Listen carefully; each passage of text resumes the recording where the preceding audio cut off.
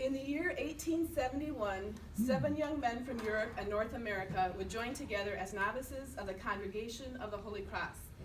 These men would be formed by this experience and go on to make a significant impact on the world they lived in. 4 would stay at Notre Dame, 3 would leave. Several of the novices would remain close friends till the end of their lives, and 1 would not be ordained. In the end, only 2 would live their lives entirely at Notre Dame. In the diverse paths they chose, all would follow their own call from God. While under the tutelage of their master of novice, the Reverend Louis Latreneau, they would be given the holy habit in the Society of Salvatorists upon joining the novitiate. Thus, they would begin life-changing discernment process of realizing their call to priesthood. The first to join St. Joseph's Novitiate was former Notre Dame graduate Francis Bigelow. After pursuing law for 8 years, he heard the call to the seminary. Following Bigelow, the Irish-born and newly graduated Dennis Tye joined the order.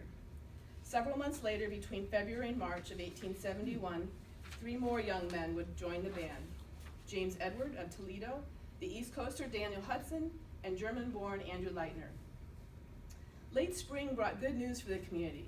The Treaty of Frankfurt, signed on May 10th, ended the Franco-Prussian War, opening up travel to the congregation's province in France once again. In a letter to Father Moreau, written a month later, Father Sorn pleads with the founder to come to North America to live the rest of his life. On the last day of May, the cornerstone was placed at Our Lady of Sacred Heart Church, and many prelates and dignitaries from various dioceses attended.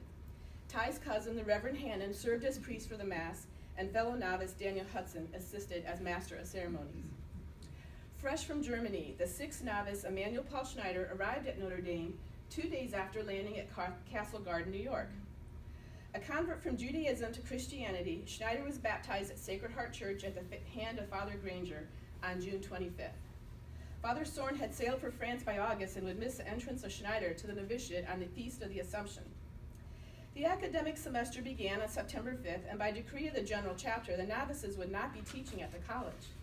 Following the start of the school year, John A. Zahn, with the encouragement of Father Corby, entered the order. Life at St. Joseph's Novitiate was a rigorous schedule of study, prayer, and service. That fall, the novices would arise at 5:30 a.m. and by 7 would have attended Mass and eaten their first meal of soup, dry bread, and water.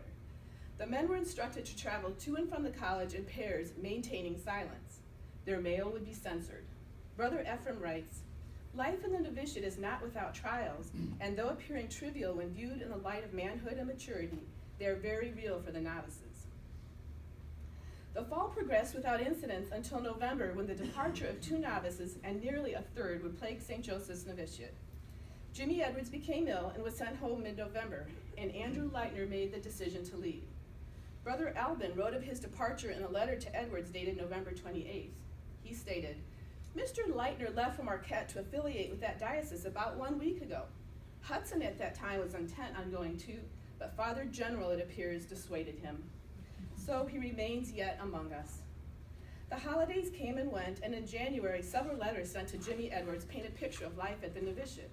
As a letter from John Shanahan stated, "Your old friends, Mr. Hudson, Zam, and I forget his name, the Jew, are still in the novitiate. Notre Dame has been a very dreary place during the holidays." The correspondence from Daniel Hudson arrived just 8 days later.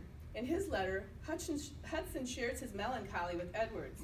"The sun rises in the east and sets in the west. Everything goes on in this same dull, monotonous way. Misters S. and Z, Schneider and Zam, have read your letter and desired to be remembered to you also." The end of January 1872 saw the need for the novices to depart from the rule and teach a course each at the college. Hudson and Bigelow would teach rhetoric, Schneider German, Tye Christian doctrine, and Zam grammar. Edwards returned to Notre Dame as a full-time teacher. Life went on uneventfully for the group that spring. Zam is already thinking about evolution as he makes an entry in his journal dated April 1872. He wrote simply, "On the origin of species, Darwin." On May 11th, the Feast of the Ascension, a First Communion service is celebrated at Sacred Heart Church. Father Superior sang solemn vesters with Misters Tye and Schneider and Copes, and several weeks later, the new bishop, Joseph Dwenger of Fort Wayne, came to hold confirmation and perform an ordination. Hudson and Bigelow received the tonsure during this visit.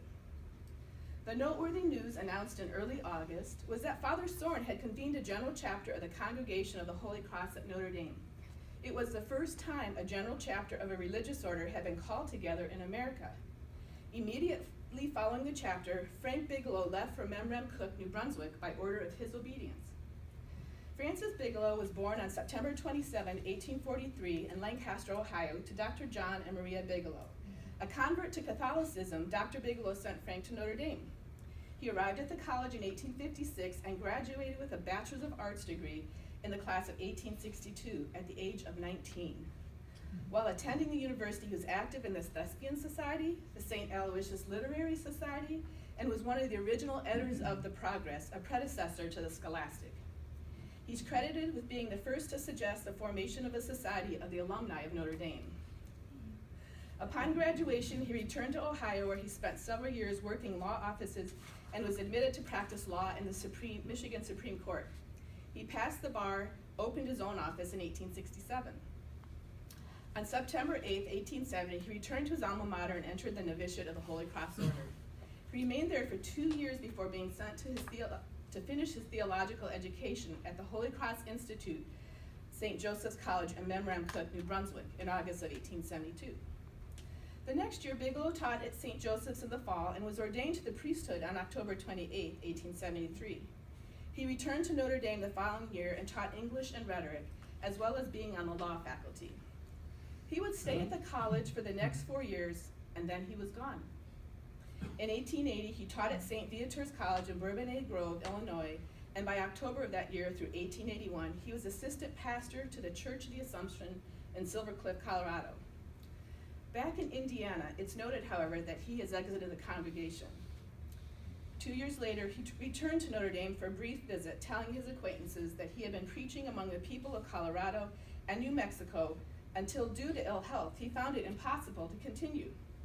His friends at Notre Dame found him wasted to nearly a skeleton. He returned home to his mother in Detroit, and 5 weeks before his death, suffered the loss of his sibling, Sister Mary St. Blanche, who died at St. Mary's after a long and painful illness. Mrs. Bigelow would once again lose a child on April 4, 1884, when the Reverend Francis Bigelow passed away at the family home. The next novice to leave was Dennis Tye. At the end of September, he accepted his obedience by joining Father Corby in Watertown, Wisconsin. Tye was born in County Sligo, Ireland during the Great Potato Famine. His handwritten statements on Holy Cross records indicate he was born in either 1847 or 1848, but the accepted date of birth was August 1, 1849. He attended secondary school at St. Matthew's College before immigrating to the United States, where he enrolled at Notre Dame in 1867. Tye graduated in 1870 and entered the novitiate 3 months later on September 12th. He served with Father Corby at St. Bernard's Parish and the new college, Our Lady of Sacred Heart in Watertown, Wisconsin, for 2 years. It's uncertain why he left the congregation, but he was ordained to the priesthood on July 18, 1874, at the Jesuit College in Chicago by Bishop Foley, and assigned to St. James Church as assistant to Reverend Patrick Reardon, an alum from Notre Dame. While serving the Diocese of Chicago, he continued to be a true Notre Dame man. There were numerous visits to Notre Dame over the next 25 years, where he would give speeches and maintain his deep friendships. Holiday invitations to Edwards, Hudson, and Zahn requesting they come spend time with Tye were given. When taking vacation, he looked to his Notre Dame brothers to fill his place at Holy Angels. Tye continued to maintain his relationships in Ireland by making many trips to his homeland throughout his life. In the fall of 1880, Tye had been directed to form a new parish, Holy Angels, in Hyde Park. Having previously built the new St. Patrick's Church in Chicago, Tye was up to the task and gathered around 20 parishioners who met weekly at Grossman's Hall. He purchased land privately and began to build the Holy Angels Church. The dedication was celebrated on December 5th. He built and opened a school in 1887 and began to rebuild a much larger church in 1896. The 5 altars of the new church were consecrated at his 25th Jubilee celebration in October of 1899. Father Zahn Morrissey and several other priests from Notre Dame came to celebrate and give speeches. In mid-March the following spring, Reverend Tye had an appendix operation and while recuperating, developed pneumonia. 3 days later, surrounded by family and friends, he died, holding his crucifix in his hands while kissing the cross over and over. His last words were, my God, I make the sacrifice of my life to thee." His Notre Dame brothers came to Chicago and celebrated his funeral mass. Reverend Ty left behind $66,000 in his estate to family in the United States and Ireland, as well as to his religious family at Notre Dame and St. Mary's. The third novice to be sent out on assignment following the general chapter was Emanuel Paul Schneider. He was born on August 15, 1849 in Breslau, Prussia, and studied Protestant theology at the University of Berlin and Tübingen. At the close of the chapter, Soren had indicated in his circular letter to the congregation that Providence had offered the Holy Cross the beautiful region of Louisiana for the missions. Schneider and a Holy Cross brother would be the first to go. In early October, he was sent to teach German, Latin, Hebrew, and Greek at Archbishop Perchet's newly formed seminary, St. Mary's of the Consolation in New Orleans. After only 8 months of service, he left the Catholic seminary to teach German at the Episcopal College, University of the South in Sewanee, Tennessee. While there, Schneider applied to and was accepted to the Episcopal General Theological Seminary in New York, where he began his religious studies in January of 1874. A letter sent to Father Soren from the seminary states, "If I had just stayed at Notre Dame, the place of my baptismal innocence, I would have persevered in my calling, but yielding to temptations, not conquering my will, I became cold and indifferent." The Catholic Church would once more draw E.P. Schneider back as he moved to Minnesota in September that year and began his studies at St. John's College. In August the following summer, he was ordained as the first priest to the newly formed Vicariate of Northern Minnesota by Bishop Seidenbush. He pledged to the Propaganda Fide that he would not join any other religious societies or congregations without their express permission. After applying to become a United States citizen, Reverend Schneider is sent to Millerville, Minnesota, and would serve as resident pastor for the Seven Dolours Parish for the next 2 years. He faced challenges during these 2 years as a young priest. Only 5 months into his assignment, he neglected to perform last rites on a dying woman, an act that enraged his parishioners. Following the funeral, 3 of the town's leaders arrived at the rectory and challenged the young priest to a duel, and threatened his life by declaring they would hang him by the church bell tower if he had not left town by 9 a.m. Wow. Serious. Intervention by the county authorities quelled the mob, but Schneider's trials continued. That summer brought the grasshopper plagues, where he served as reporter to U.S. Entomological Commission. In 1877, he found himself as a key witness in a scandalous trial, and it is then that he left Millerville for good. By August of 1878, he had accepted responsibility for a small parish in Eufaula, Alabama. It is unknown why he changed his religious persuasions again, but he is found preaching in Moundsville, West Virginia the following year as a Methodist Episcopal circuit rider. In October of 1880, Reverend Schneider again asked for another assignment in Minnesota, and Bishop Seidenbush gave him a mission parish in Brainerd, where he stayed for less than 2 months and was on the road again, making his way to Los Angeles, where he accepted hospitality from Bishop Mora for a short stay. By January 17, 1881, Bishop Salpointe of Arizona would give the Reverend E.P. Schneider the task of building Sacred Heart Church in Tombstone as its first resident pastor. In that year, Reverend Schneider slipped away from Tombstone and became an apostate priest who lectured on the free thought movement following the teachings of Robert Ingersoll. He ran a boarding house in Kansas City and married the laundress who lived next door. In April the following spring, he found his way to St. Vincent's Abbey in Latrobe, Pennsylvania, and made a zealous retreat with the head of the Benedictine order, Abbot Boniface Swimmer. The abbot agreed to send him on to Bishop John Joseph Keene, who gave him a trial assignment in Norfolk, Virginia, where he served for exactly 2 months before returning to Pittsburgh, Pennsylvania as a shoe salesman. This is all true.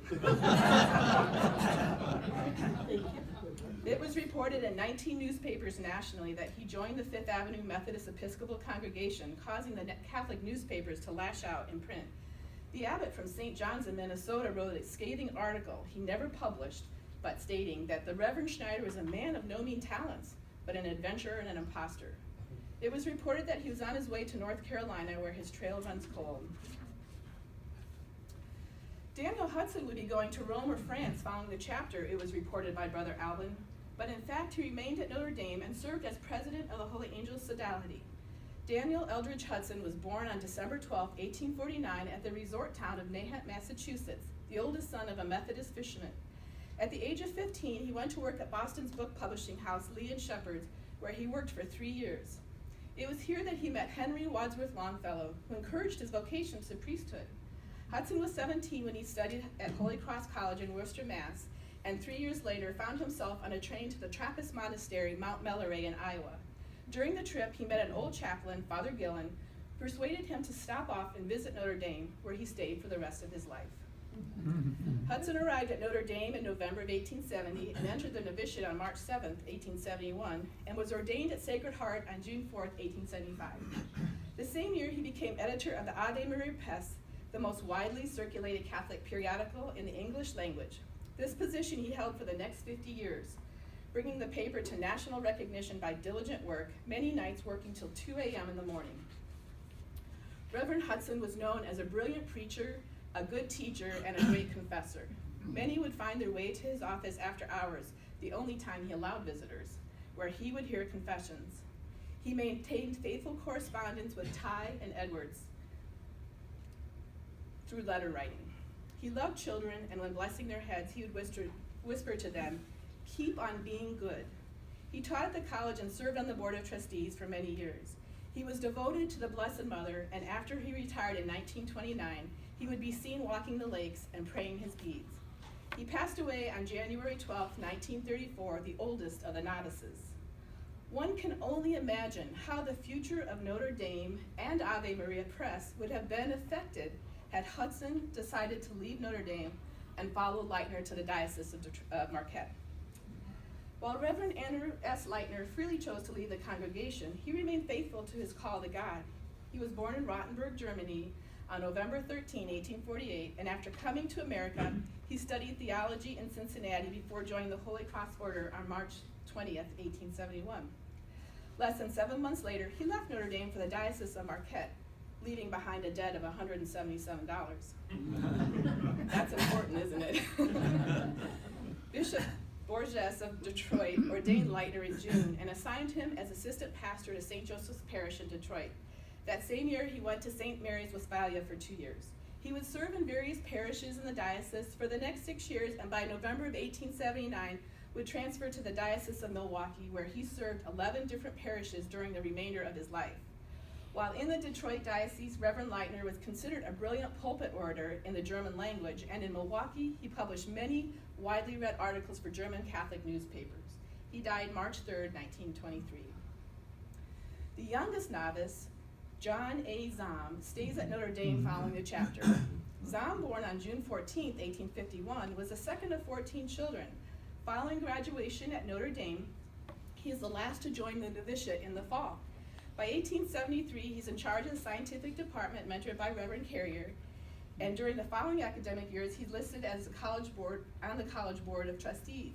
In June the next summer, he was ordained on the same day as his classmate Daniel Hudson. He began to blossom as a scientist at the college, being assigned as a professor of chemistry and physics. He is said to have been close to Father Soren and traveled with him on a 6-month trip to Europe and the Holy Land in 1887. He is writing, lecturing, and traveling during these years, as well as building the Holy Cross College in Washington, D.C. In 1896, he goes to Rome. The Pope had conferred the title of Roman Doctor of Philosophy on Zahm, making him one of 2 scientists who had received that honor. After living 2 years in Rome as a Procurator General for the Holy Cross Order, Zahm returns to Washington, D.C. in January of 1898. He'd been selected as provincial for the congregation following the death of Father Corby. At the end of May, Zahm offered the service of Holy Cross chaplains for the President McKinley's use in the Army during the Spanish-American War. In September of that year, Zahm received a letter asking him to submit and redact his book, Evolution and Dogma. Reverend Gilbert Francais, Superior of Holy Cross, and Zahm's friends fight against the official publication of censure. While he had been in Rome, the Bishop Otto Zardetti had been petitioning the Congregation of Index to censure Zahm's writings on evolution. The following year, a compromise is reached. Zahm redacts the Italian translation and agreed to never write on the subject again in return for censure not being promulgated and his book not being placed on the index. His energies would now be refocused on his vision for education. He agreed to take over Columbia University, which became University of Portland, And by 1903, in Rolo Provincial, Zam was again in Rome and France negotiating the transferal of Holy Cross brothers and sisters to North America should certain laws in France be acted on. Only 3 years later, he lost re-election as provincial. He leaves Notre Dame never to return in life, but in death was buried with his friends at the Holy Cross Cemetery. His new home base would be Holy Cross College in Washington, D.C. It was said he had a nervous breakdown that year and traveling would be his cure. Zam begins to explore South America, authoring 2 books under a pseudonym. He became friends with President Theodore Roosevelt and took the famous trip down the Amazon where a drowning and a murder occurred. The year before his death, he is in Washington, D.C., where the census taker listed John A. Zam as a laborer, the oldest at the age of 68 amongst his fellow Holy Cross priests, without designation of reverend by his name. One wonders if laborer was a self-proclaimed title. On his final trip to the Middle East, Zam becomes ill while visiting friends in Munich and dies of pneumonia on November 10, 1921 at the Red Cross Hospital. James Farnham Edwards, born on April 15, 1850 in Toledo, Ohio, would be the only novice that did not make it to ordination. He would struggle with illness his whole life and because of health was unable to continue in the novitiate. He was the only one to come to Notre Dame as a child, one of Father Storm's minims at the age of 9. Edwards was sent home to recuperate only 9 months after joining the order, but he maintained his friendships through regular letter writing until he could have joined them again in the spring. He would teach 5 courses that term and from then on would remain at Notre Dame for the rest of his life. He worked with Father Lemonade to build a library at the college and continued that work when Lemonade died. During the Great Fire of 1879, all but 500 books were destroyed. He quickly began rebuilding the book collection with enthusiasm. While he taught history at the college, one of his greatest accomplishments, an idea that was conceived of during his earlier years, was the Catholic Archives of America. Edwards also built the Bishop's Memorial Hall, a collection of religious artifacts. He submitted an exhibit which won an Excellence Award at the 1893 Columbian Exposition in Chicago. Edwards retired from teaching by 1906 and in January of 1911 suffered a fatal stroke. He was buried in the Holy Cross Cemetery, the first of the novices to be buried there. The Holy Cross Order provided the novices with their initial religious training and then sent them out into the world to do good. 7 novices, 250 years of total service, spanning 3 continents, building, teaching, writing, exploring, pushing theological and philosophical thought, serving their fellow man and following the call of God on their lives. The novitiate class of 1871 made an extraordinary impact on Notre Dame as we know it today. Okay.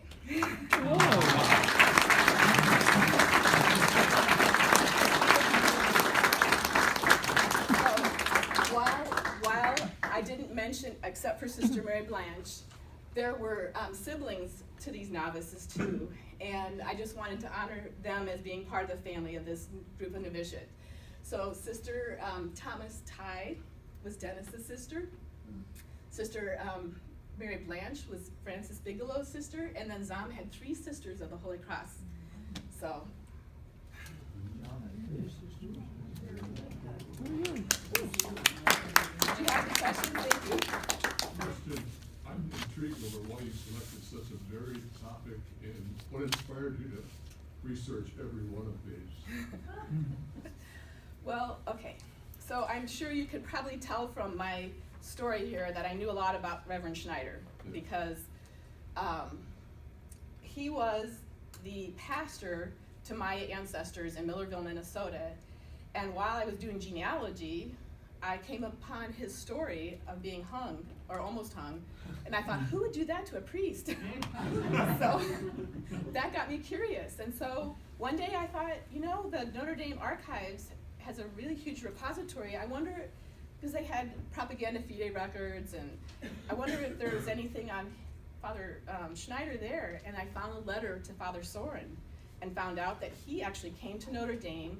2 days later was baptized by Father Granger, and those records, I didn't see them yesterday when we were over at the presbytery, but I did get the records from that bookshelf, the original records of his baptism. So I looked yesterday, I didn't see them there, so they might have been transferred. But anyway, I wanted to understand his life here at Notre Dame, and then I started noticing all these really other amazing people that happened to be there when he was there that year. And so that's when I started researching them, and then I saw the letters going back and forth. I guess that's how it started. It's really beautiful. It's a lot of work. Yes, it's How long have you tremendous been amount of work. working on this? Well, I submitted the prospectus in end of December, so I started then. I mean, I had Schneider's stuff. But when you first were curious and you first tripped to the archives, how long ago was that? Oh, about Schneider, 8 years ago. Oh. Yeah, so all the stuff on Zom, and honestly, Zom, I mean, what do you write on him? I could have written pages and days and days and days. So I tried to pick a few things that I hadn't heard or read, like, offering chaplains I hadn't heard that. Had you heard that? No, I was wondering what was so controversial about his book specifically on evolution and dogma? What Well, didn't they like about it? I could refer you to John Slattery's new dissertation that was he just defended in April, and that's where I got some of that small quotes. So he's written a very large, if anyone's interested, on why Otto Zardetti, he was one of two that went after him. And so I haven't read the whole dissertation, but I think it was basically, I think they were okay with the fact that of evolution except for human evolution, the way that Darwin agreed with it, So but you kind of think nowadays we have such free speech in America and freedom of the press. What a thing to be shut down like that back then. And I didn't even know what the Congregation of Index was until researching this. What is it? Wow. What is it? It's like a little society that some of you who know what it is better, that basically puts censure on writings of, they can decide whether, you can write that or you can't. So I don't know if the imprimatur comes out of that. I really don't know, but. When I was an undergraduate, the index was still being used to censor books, and if you wanted to read The Prince by Machiavelli, which was on the list, you had to get permission from the president of the university, Father Hesburgh, and the books were held in a locked case behind the librarian's desk in the old library. However, there were any number of copies on sale at the bookstore.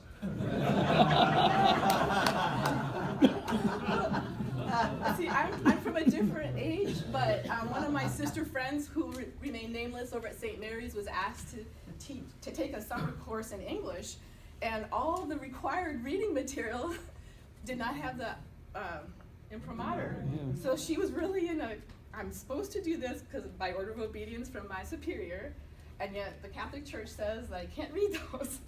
So what did you do? She said I read them.